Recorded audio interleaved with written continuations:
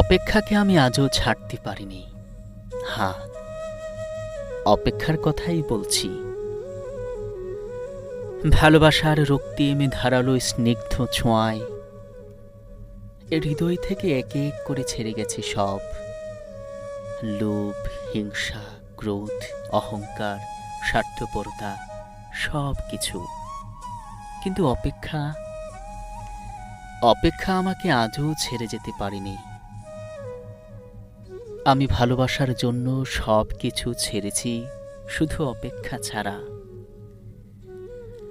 অপেক্ষাকে আমি আজও হৃদয়ের গহীনতম অংশে অবরুদ্ধ করে বেঁচে আছি।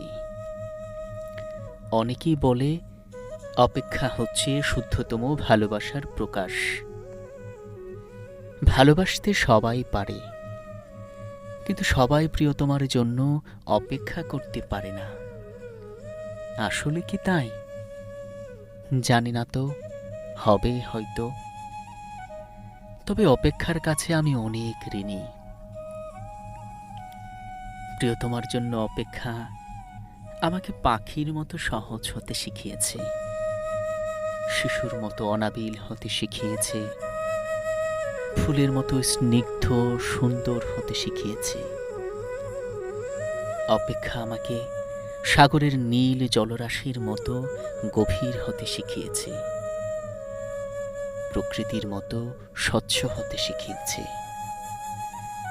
শেষ পর্যন্ত অপেক্ষা আমাকে কবিতার মায়াবী অনিন্দ ভুবনের কাছে নিয়ে গেছে। হৃদয়ের মধ্যে প্রতি মুহূর্তে অপেক্ষাকে পুষে রাখা কি কঠিন। অথচ অথচ আমি সেই কাজটি করে যাচ্ছি প্রতি মুহূর্তে, কি নিদারুণ আনন্দের সাথে। আহ, অপেক্ষা, তুমি কত বেদনার্ত সুন্দর।